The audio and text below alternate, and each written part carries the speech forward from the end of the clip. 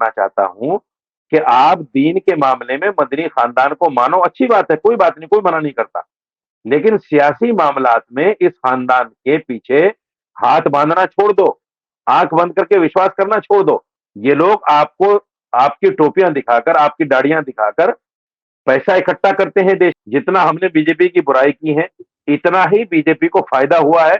और कहीं हर इलेक्शन में ज्यादा से ज्यादा वोटों के साथ, सीटों के साथ वो आ जाती है, क्योंकि हम उसको कोसना नहीं छोड़ रहे हैं। तो मुसलमान जब तक उसको कोसना नहीं छोड़ेगा, जब तक मुसलमान का भी भला नहीं होगा। और जब तक पार्टियों के लिए वोट बैंक रहा है, हमेशा कांग्रेस ने।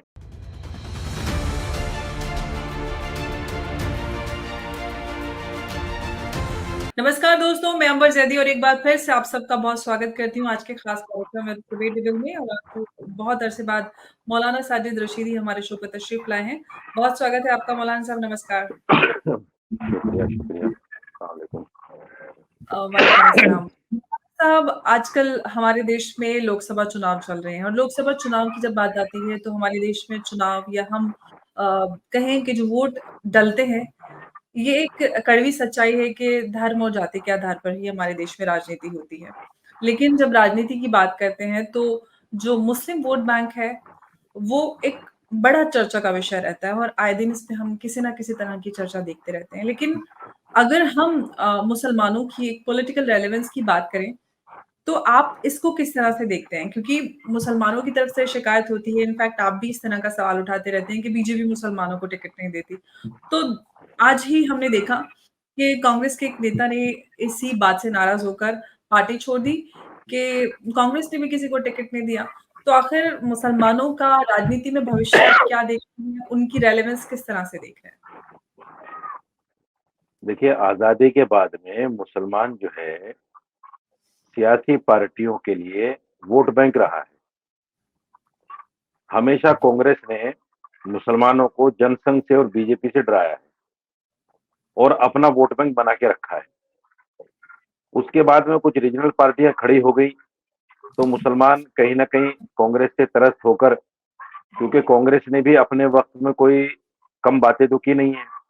60-65 हजार फसादात थे और एक लंबी, बड़ी लंबी फहरिस्त है अगर देखा जाए तो जो जी शऊर आदमी है, जिनको सियासत की थोड़ी बहुत परख है, उनको पता है कि कांग्रेस ने भी हमें, मुसलमानों को कुछ नहीं दिया। बल्कि जो आजादी के वक्त में मुसलमान जहां था, उससे घटकर जो है वो 0% पे आ गया है। ना तो वो सियासत में उसका कहीं रुतबा है, ना नौकरियों में उसको कोई जानता पहचानता है। यानी मुसलमान कहीं ना कहीं एक तरह से हाशिए पर आ गया है। और उससे बड़ी बात ये है, देखिए, एक तो होता है गरीब, एक होता है गरीब कहकर उसको ताना दिया जाए, मैं आप तो गरीब हो, आपके पास खाने के लिए क्या है। तो कांग्रेस ने हमारे साथ ऐसा ही किया। हम माइनॉरिटी तो थे ही, अकलियत में तो थे ही, लेकिन सच्चर कमेटी की रिपोर्ट लाकर हमें जो कहा है कि दलित से बदतर हो गए हो आप, दलित से बदतर जिंदगी जी रहे हैं मुसलमान, ये एक बहुत बड़ा ताना है मुसलमानों के लिए, अगर मुसलमान इसको समझे। लेकिन मरता क्या नहीं करता। उस वक्त में कोई मजबूत पार्टी जो सेंटर में कांग्रेस को टक्कर दे सके नहीं थी, इसलिए मुसलमान कांग्रेस को छोड़कर कहीं नहीं जा सकता था। जो रीजनल पार्टियां हैं, एमएलए के इलेक्शन में उन पार्टियों का सपोर्ट किया मुसलमानों ने, और वो पार्टियां कई कई बार मुख्यमंत्री, उनके नेता जो है वो रहे हैं हर जगह, हर स्टेट में। अब चूंकि बीजेपी एक बड़ी पार्टी बनकर कांग्रेस के सामने आई है, तो यहां आकर मुसलमान एक बड़ी दुविधा में फंस गया है। और दुविधा यह है कि कांग्रेस तो, चलिए हम उसको आस्तीन का सांप भी कह सकते हैं और ऐसा दोस्त भी कह सकते हैं जिसने कभी हमें नफा नहीं पहुंचाया, लेकिन बीजेपी के साथ मामला यह है कि बीजेपी खुल्लम खुल्ला मुसलमानों को नकारती है। खुल्लम खुल्ला कहती है भाई हमें मुसलमान का वोट नहीं चाहिए, मुसलमान को वो पार्टी टिकट नहीं देती। और हद ये है कि अकेली माइनॉरिटी मिनिस्ट्री थी जिसके मुख्तार अब्बास नकवी साहब चेयरमैन मिनिस्टर हुआ करते थे, उस मिनिस्ट्री को खत्म कर दिया। मौलाना आजाद फाउंडेशन, जिसका 1500 करोड़ का बजट हुआ करता था, जो सेंटर के अधीन था, उसको बीजेपी ने कहीं ना कहीं खत्म कर दिया। इधर अगर हम दिल्ली की हालत देखें तो दिल्ली में केजरीवाल सरकार है, कहने को मुसलमानों की सरकार है और मुसलमान के दम पर बनी हुई सरकार है, लेकिन इसने उर्दू अकेडमी को खत्म कर दिया, दिल्ली वक्फ बोर्ड को खत्म कर दिया, दिल्ली हज कमेटी की हालत बड़ी खस्ता है और जितने भी मुसलमान ट्रांसलेटर थे तमाम ओहदों पर सरकारी तमाम जगहों पर, उन तमाम को इसने खत्म कर दिया। तो ये पार्टियां हमारा वोट तो लेती हैं, लेकिन मुसलमानों को देना कुछ नहीं चाहती, बल्कि मुसलमानों का दमन करती हैं, मुसलमानों को कहीं ना कहीं मुसलमानों को परेशान करती हैं। इसलिए मैंने बारहा कहा है, मुसलमान अगर इस बात को सोचे समझे, बीजेपी पार्टी भी एक पार्टी है, अगर देखा जाए, अगर उसकी नीतियों से हटकर हम बात करें कि भाई उसकी नीतियां क्या हैं, वो मुसलमानों के लिए क्या कर रही है, क्या नहीं कर रही है, अगर उसको एक मिनट साइड में सोचें तो बीजेपी भी एक पार्टी है। मुसलमानों को चाहिए कि आंख बंद करके बीजेपी पार्टी में 100 का 100% घुस जाए और जो वोट हम खराब कर रहे हैं कांग्रेस को देकर बीजेपी को देना शुरू करें। तो मैं समझता हूं कि बीजेपी पार्टी की जो नीतियां हैं या जो हमें कुछ बातें उसकी ऐसी लगती हैं कि भाई ये ऐसा क्यों कर रही है बीजेपी पार्टी हमारे साथ, तो वो फिर नहीं होगा, क्योंकि मुसलमान उसमें उसका हिस्सेदार बन जाएगा, मुसलमान उसमें शामिल हो जाएगा। लेकिन मुसलमान कहीं ना कहीं आज भी बीजेपी को नकार कर, बीजेपी को बुरा भला कह के उसको कहीं ना कहीं खाद पानी देने का काम कर रहा है। और मुसलमान के समझ में ये बात नहीं आ रही है कि खुला हुआ दुश्मन उस दोस्त से अच्छा होता है जो दोस्त बनकर आपकी पीठ में छुरा घोंप दे, इसमें कोई दो राय नहीं है। तो कांग्रेस ने या समाजवादी पार्टी ने, अब देखिए पिछले इलेक्शन में जो विधानसभा का इलेक्शन हुआ है, मुसलमानों ने समाजवादी पार्टी को भर भर के वोट दिया है, इतना वोट दिया है कि शायद जिंदगी में कभी इस पार्टी को इतना वोट ना मिले। लेकिन हालत क्या है, अखिलेश यादव मंच पर किसी मुसलमान को खड़ा नहीं करना चाहते, मुसलमानों की बस्ती में वोट मांगने नहीं जाते, मुसलमानों के साथ जो है कोई किसी तरह का प्रोग्राम नहीं करते। ये सारी चीजें जो हैं, ये कहीं ना कहीं मुसलमान इनसे त्रस्त है, मुसलमान इसको भोग रहा है। और बीजेपी, तो मैं कहता हूं बीजेपी फिर भी कहीं ना कहीं वो अगर दुश्मन भी है तो खुद वो कहता है ठीक है हमें वोट नहीं चाहिए आपका, बात खत्म हो गई, क्योंकि उसको वोट हिंदू का चाहिए। अगर मुसलमान का वोट लेगी तो उसको डर है कि भाई हिंदू का वोट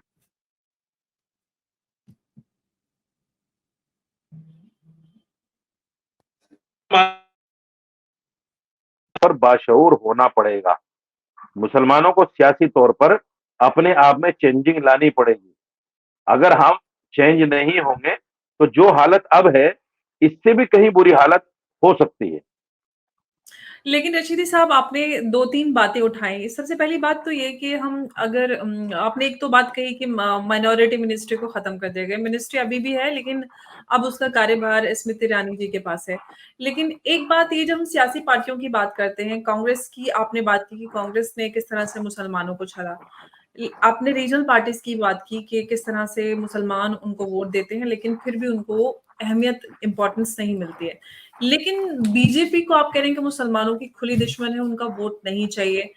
बीजेपी ने सरकार में रहते हुए सरकार की नीतियों की बात करें तो कहीं पे भी कोई डिस्क्रिमिनेशन नहीं किया है। बहुत सारे मुसलमान ऐसे हैं जिनको सरकार की नीतियों का फायदा मिलता है और वो इस बात का दम भरते हैं कि हाँ, मोदी जी ने हमारे लिए ये किया है। बहुत सारी जो जनरल योजनाएं हैं सरकार की, तो उससे सबको फायदा मिलता है। तो कहने का तात्पर्य मेरा यहाँ पर ये है कि जब जिन पार्टियों के लिए आपने बड़ी मोहब्बत रखी, उन्होंने छला, आपको कुछ नहीं दिया, तो वो पार्टी जिसको आप कहते हैं, जिसको आप पहले से कहते हैं कि हमें वोट ही नहीं देना, मोदी दुश्मन है, हमारा दुश्मन है और आप दुश्मन समझते हैं, तो आपके लिए वो किसी भी तरह का कोई डिस्क्रिमिनेशन नहीं कर रहा। तो मुसलमान समाज को नहीं चाहिए कि एक बार उस पे भी भरोसा कर लिया जाए जो हमारी नफरत और हम ये सोचते हुए कि हाँ, हम खुलेआम कहते हैं कि हमें मोदी पसंद नहीं है, हमें बीजेपी को वोट नहीं करना, उसके बावजूद भी किसी तरह का कोई डिस्क्रिमिनेशन मुसलमानों के साथ नहीं हो रहा है। क्यों मुसलमान भरोसा नहीं कर रहे हैं और कहीं ना कहीं इररेलेवेंट होते जा रहे हैं राजनीति में? नहीं देखिए, मैं ये नहीं कह रहा हूं कि बीजेपी मुसलमानों की दुश्मन है, मैं ये कह रहा हूं कि मुसलमान इसको दुश्मन समझता है, मुसलमान दुश्मन पर इसके समझता है। पीछे की वजह क्या है आखिर, क्यों? क्योंकि इसके कांग्रेस भी वैसी ही इसके है, पीछे की, समाजवादी भी वैसी पार्टी है, बीजेपी भी वैसी ही पार्टी है। बीजेपी ने ऐसा क्या किया है बावजूद देखिए इसके बीजेपी ने सरकार में रहते हुए बहुत हाँ हाँ। सारे ऐसे काम किए जिससे मुसलमानों को फायदा हुआ है, तो क्यों बीजेपी की सरकार पर क्यों भरोसा नहीं है या पार्टी पर क्यों भरोसा नहीं है? नहीं नहीं नहीं, बिल्कुल देखिए, मैं भी इस बात के हक में हूँ, पक्ष में हूँ कि भरोसा करना चाहिए, क्यों नहीं करेंगे भरोसा। भाई अगर देखा जाए हिंदू मुसलमान के नजरिए से अगर हम देखते हैं, तो कांग्रेस पार्टी का मुसलमानों की पार्टी थोड़ा ही है, उसमें भी सारे जितने बड़े नेता हैं सब हिंदू हैं। समाजवादी क्या मुसलमानों की पार्टी थोड़ा ही है, उसमें भी अखिलेश यादव, मुलायम सिंह यादव सारे के सारे हिंदू हैं। बसपा को देख लीजिए, कोई भी पार्टी देख लीजिए, ये मुसलमानों की बदकिस्मती रही है कि मुसलमान ने आजादी के बाद में या पार्टीशन के बाद में जो मुसलमान यहाँ रह गया, उसने कभी मुसलमान को अपना नेता माना ही नहीं। उसने गंगा जमनी तहजीब को बरकरार रखते हुए हिंदू नेताओं पर यकीन किया, एतमाद किया और उनके पीछे चलते रहे। मौलाना अबुल कलाम जैसा आदमी जो इतना बाशऊर और इतना जी फहम थे वो सियासत के अंदर, उन्होंने भी गांधी जी पर, कांग्रेस पर भरोसा करके हमेशा कांग्रेस के साथ रहे और वजीर तालीम भी बने, एजुकेशन मिनिस्टर भी बने नेहरू जी की सरकार में। मुसलमानों ने हमेशा हिंदू को अपना नेता माना है। तो सवाल ये नहीं है कि बीजेपी पार्टी हिंदुओं की है या मुसलमानों की, सवाल ये है कि कुछ बातें ऐसी हैं जिनको कहीं ना कहीं मुसलमानों को जो बातें टच करती हैं। अब जैसे 2014 के अंदर हमारी एक मीटिंग थी मोदी जी से अहमदाबाद में, हम गए थे वहां पर, ये 5-6 लोगों का डेलीगेशन था, मैंने ही उसको अगवा किया था। हम जाकर वहां मिले उनसे, मीटिंग हुई हमारी। सबसे पहला सवाल मोदी जी का जो था वो यही था कि रशीदी साहब क्या मुसलमान मुझे वोट देगा। तो मैंने उनसे कहा कि देखो, वोट तो देना चाहिए मुसलमान को, भाई जैसे कांग्रेस पार्टी है ऐसे ही आप एक बीजेपी पार्टी है, लेकिन कहीं ना कहीं कुछ बातें हैं जो मुसलमानों को टच करती हैं, उन बातों को थोड़ा सा आप भी दरकिनार कर लीजिए। तो मुझसे कहने लगे भाई वो कौन सी बातें हैं। हमने कहा देखिए, कॉमन सिविल कोड की बात आप लोग करते हैं, या 370 की बात करते हैं, या राम मंदिर की बात करते हैं, तो ये कहीं ना कहीं मामला ऐसा है जो मुसलमानों को कहीं ना कहीं टच करता है और मुसलमान उससे उसको समझ कर, क्योंकि कांग्रेस ने 65 सालों तक इन्हीं बातों से मुसलमानों को डराया है, तो मुसलमान के दिल में एक डर बैठ गया है और मुसलमान कहीं ना कहीं खौफजदा है कि बीजेपी आएगी पता नहीं क्या हो जाएगा। तो वो खौफ जो है आज भी है मुसलमानों में, ऐसा नहीं कि वो निकल गया है। तो मैंने कहा कि भाई इन तमाम इन इन मुद्दों को जो है तो थोड़ा सा आप भी दरकिनार कर लीजिए। तो मोदी जी ने कहा भाई रशीदी साहब, आप तो ये चाहते हैं कि हिंदू भी मुझे वोट ना दे, यानी अगर ये मुद्दे ही मैंने खत्म कर दिए तो फिर हिंदू कहाँ से वोट देगा मुझे। तो मैंने कहा भाई ठीक है, ये देखिए ये आपकी पॉलिसी है, ये आपका अपना मैनिफेस्टो है, जिन जिन लाइनों पर आप चलना चाहते हैं वो आपकी अपनी बात है, लेकिन इन बातों के रहते हुए मैं समझता हूं कि मुसलमान बहुत जल्दी आप पर एतबार नहीं करेगा। अभी चूंकि कुछ वक्त पहले 2002 का दंगा भी हुआ गुजरात का, वो भी मुसलमानों की याद है। तो कहीं ना कहीं आपको नरम तो पड़ना पड़ेगा, अगर आप नरम पड़ेंगे तो मुसलमान आ जाएगा आपके पास। तो मैं समझता हूं, मैंने तो उसको दूसरे एंगल से कहा था उस बात को, लेकिन मोदी मोदी जी ने उसको दूसरे एंगल से लिया है। उन्होंने सोचा कि अब वक्त ये है कि मुसलमान को हम जितना टारगेट करेंगे जितना हिंदू हमारे करीब आएगा, और उसी लाइन पर उन्होंने काम करना शुरू किया और उसमें वो कामयाब हुए। तो उससे 10 कहीं ना साल कहीं मुसलमान हुँ, मुसलमानों के 10 दिल साल में मोदी उससे कहीं ना कहीं एक खौफ है। 10 साल हो जी। गए मोदी जी को सत्ता में रहते हुए और तीसरी टर्म के लिए मोदी जी कंटेस्ट कर रहे हैं। कौन-सा ऐसा खौफ, कौन-सा ऐसा कदम आपको लगा जिससे मुसलमान खौफ में है? सबको बराबर के अधिकार मिले हुए हैं संविधान के अंतर्गत, सबको सरकार की योजनाओं का बराबर फ़ायदा मिल रहा है, कहीं पे कोई डिस्क्रिमिनेशन नहीं, कहीं पे किसी को इस तरह की 370 की बात करें, 370 से कश्मीर में हालात बेहतर हुए हैं, कश्मीरी मुसलमान खुश हैं, वहाँ पे हालात बेहतर हो रहे हैं। मुसलमानों पे अगर हम पूरे भारत में देखा जाए तो उसका कोई असर नहीं हो रहा, कश्मीर के लोगों का उसका लेना-देना था और उससे पूरे कश्मीर में हालात बेहतर हुए हैं।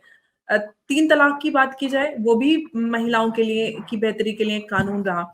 लेकिन सवाल ये है कि मोदी जी लगातार समाज को जोड़ने के लिए या फिर किसी भी तरह का कोई डिस्क्रिमिनेशन नहीं करें, बावजूद उसके भी कौन-सा खौफ, कौन-सी शिकायत है जो एक आप दिल में मुसलमान समाज ने बाँध के रखी हुई है और आखिर इसका तोड़ क्या है?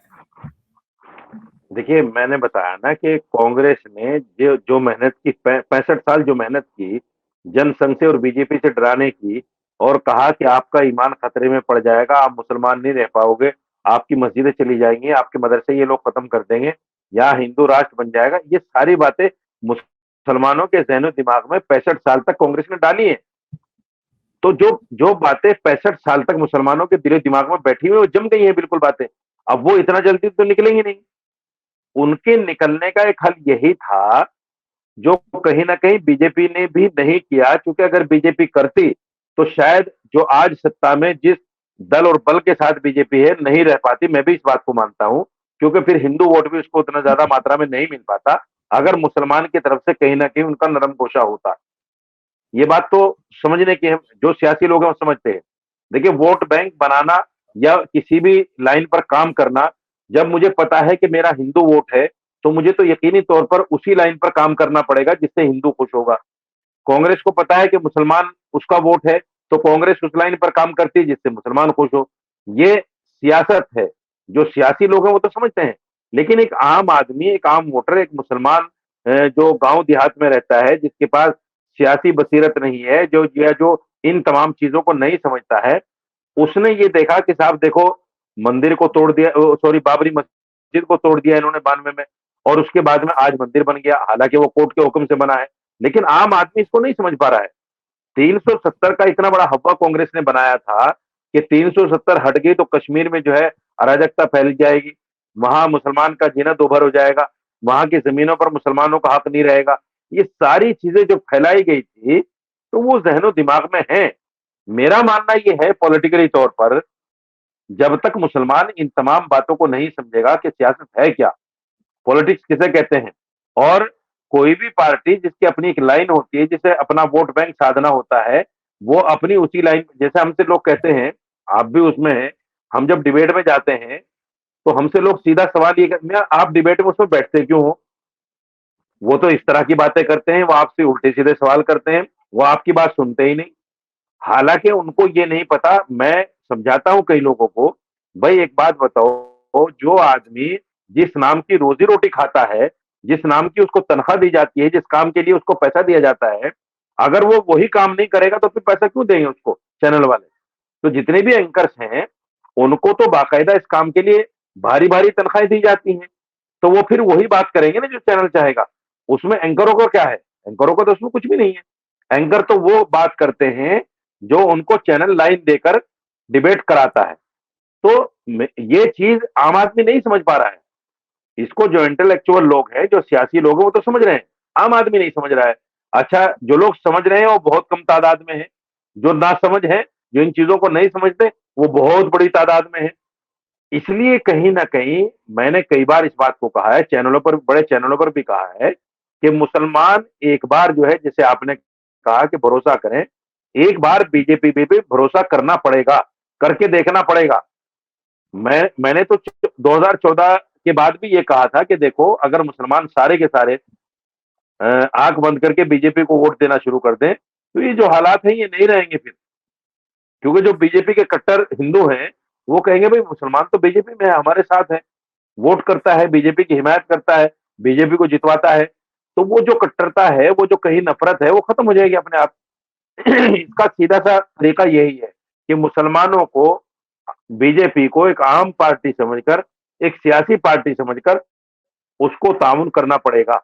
अगर हम उसको ताउन नहीं करेंगे, देखिए जितना हमने बीजेपी को कोसा है, जितना हमने बीजेपी की बुराई की है, इतना ही बीजेपी को फायदा हुआ है, और कहीं हर इलेक्शन में ज्यादा से ज्यादा वोटों के साथ, सीटों के साथ वो आ जाती है, क्योंकि हम उसको कोसना नहीं छोड़ रहे हैं। तो मुसलमान जब तक उसको कोसना नहीं छोड़ेगा, जब तक मुसलमान का भी भला नहीं होगा, और जब तक बीजेपी कहीं ना कहीं, बीजेपी को भी थोड़ा बहुत नरम गोशा करना पड़ेगा। हालांकि मैं मानता लेकिन हूं कि सियासी मजबूरी है, बीजेपी की सियासी मजबूरी है, लेकिन फिर भी चूंकि मुसलमान भी इस देश का नागरिक है, जितना संविधान पर अधिकार एक हिंदू का है, इतना ही अधिकार एक मुसलमान का भी है जो इस देश में पैदा हुआ। मैं दूसरे लोगों की बिल्कुल, बात नहीं कर रहा हूं जिसको घुसपैठिया कहा जाता है, या जो दूर से नहीं, आए नहीं हुए लोग हैं जो इलीगल तरीके से रह भारतीयों रहे की हैं, बात हम मैं कर रहे उनको हैं, नहीं मान घुसपैठिए हाँ होते हैं, हम भारतीयों की बात कर रहे हैं। मैं उनको नहीं मान रहा लेकिन हूं। अभी अभी एक बात से, जी जी, अभी एक बात से मोदी जी की दुख हुआ, मुझे भी पर्सनली दुख हुआ कि जैसे उन्होंने कहा कि जब देखा कि भाई सब इलेक्शन खामोशी के साथ जा रहा है, और कहीं हिंदुओं के अंदर भी वो चहल पहल नहीं है, जैसे त्योहार की तरह मनाया जाता था, मुसलमानों में भी नहीं है। तो मोदी जी ने हिंदू और मुसलमानों को जगाने के लिए एक बयान ये दिया कि साहब, कांग्रेस ने ऐसा मैनिफेस्टो तैयार किया है कि वो हिंदुओं से लेकर मुसलमानों को देंगे, घुसपैठियों को देंगे। तो वो मुझे भी थोड़ा सा अच्छा नहीं लगा कि मुसलमानों के साथ लफ्ज घुसपैठिया उन्होंने जोड़ दिया। जैसे मैं कह रहा हूं कि जो यहाँ देश का पैदाइशी है, निवासी है, नागरिक है, उसका अधिकार पूरा है संविधान पर, लेकिन जो लोग बाहर से आए हुए हैं उसका समझना, उनको देना ना देना, ये सरकार का अधिकार है। इसमें मुसलमान तो नहीं लड़ता उसके लिए कि भाई रोहिंग्या को भी दो, या जो लोग बांग्लादेश से इलीगल माइग्रेट है उनको भी दो, मुसलमान तो नहीं कहता इस बात को। ये तो कांग्रेस का या बीजेपी का जो भी सरकारें हैं, ये उनका काम है, वो उनको रखें, दें न दें, बाहर निकाल दें, जो भी करें वो उनका काम है। ये जवाब लेकिन भी जो उन्हीं लोग यहाँ पार्टियों के निवासी हैं, जी। जी जी जी बिल्कुल, जी आप सही कह रहे हैं रशीद साहब। देखिए, यहाँ के जो निवासी हैं, जो भारतीय मुसलमान हैं, वो तो भारतीय हिंदू या मुसलमान हो, संविधान सबके लिए बराबर है और संविधान की जो ज़िम्मेदारी है संविधान के प्रति, वो भी सबके लिए बराबर है।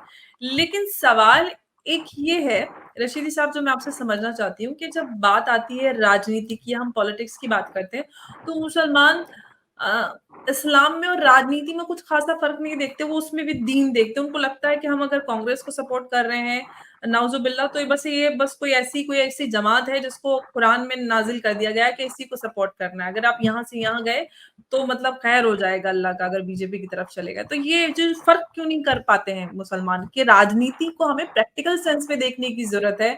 हमें देश में किस तरह के हालात हो रहे हैं, कौन-सी पार्टी हमारे लिए बेहतर कर रही है, बेहतर कदम उठा रही है। बायसेस से हटकर हमें एक बेहतर फैसला लेने की ज़रूरत है ताकि हम सही कैंडिडेट देश के लिए और समाज के लिए चुन सकें।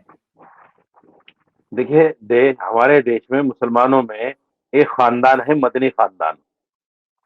अगर हम आजादी की लड़ाई से देखें तो मौलाना हुसैन अहमद मदनी साहब, जो मौलाना अबुल कलाम आजाद, मौलाना हसरत मोहानी और ये जितने भी बड़े लोग थे, शाह वलीउल्लाह मोहद्दिस देहलवी, शाह अब्दुल अजीज साहब, जो जंग आजादी में जो लोग शरीक थे, उनको देखकर जब हम देखते हैं तो मौलाना हुसैन अहमद मदनी की तारीख जंग आजादी में उनका जो योगदान है वो बहुत बड़ा योगदान है, इसमें कोई दो राय नहीं। उसी की वजह से उन लोगों ने आजादी के बाद में और फिर पार्टीशन के बाद में कांग्रेस को सपोर्ट करने के लिए कहा, और बाकायदा फतवा जारी किया गया कि तमाम मुसलमान कांग्रेस को सपोर्ट करें।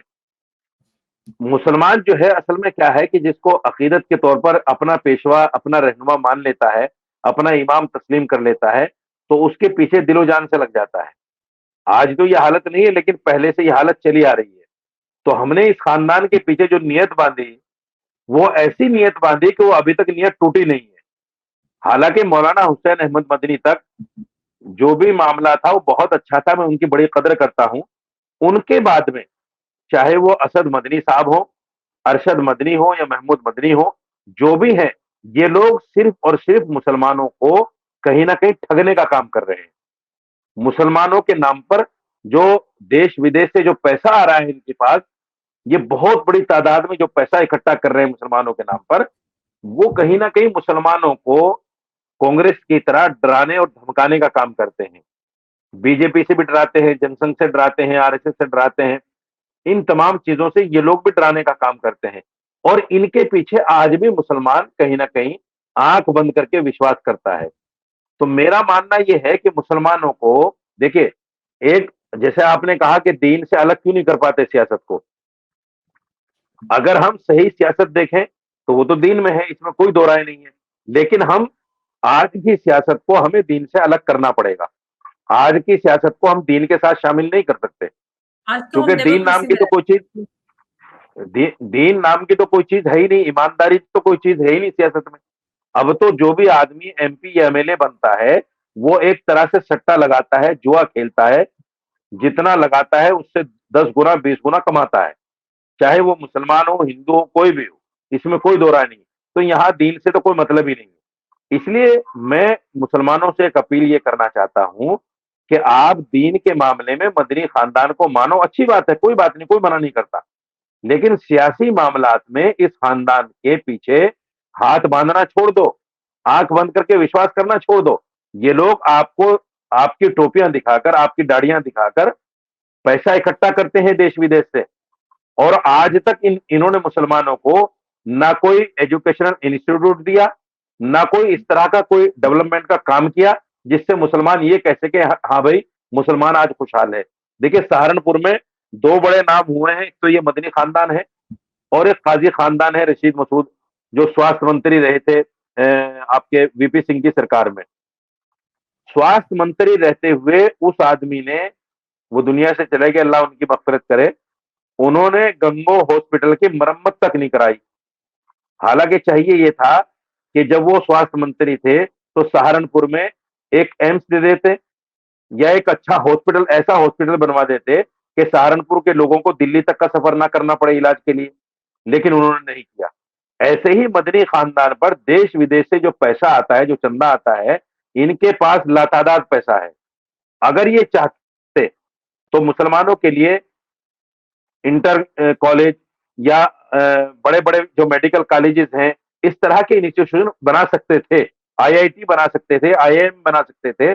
इनके पास पैसा है इतना, लेकिन इन्होंने एक स्कूल तक नहीं लिया, एक छोटा सा हॉस्पिटल तक नहीं लिया कहीं किसी तरह से मुसलमान के इलाज के लिए या एजुकेशन के लिए।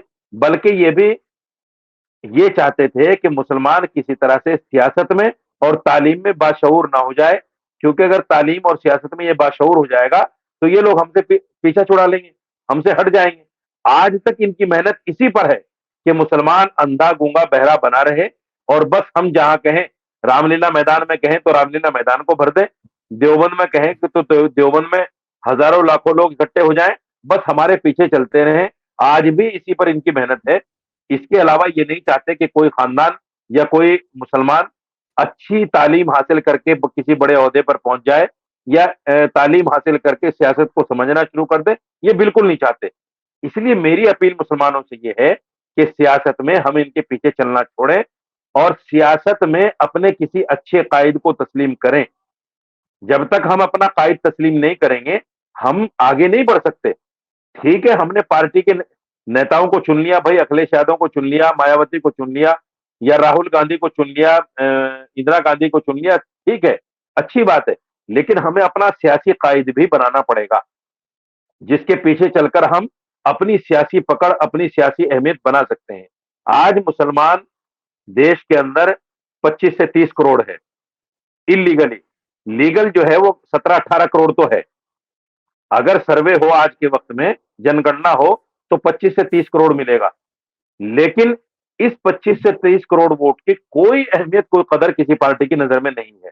इसलिए नहीं है, इसका कोई सियासी कायद नहीं है। अगर सियासी कायद होता तो हम किसी पार्टी से अपने इस 20-25 करोड़ वोट को देकर अपनी तमाम बातों को मनवा सकते थे।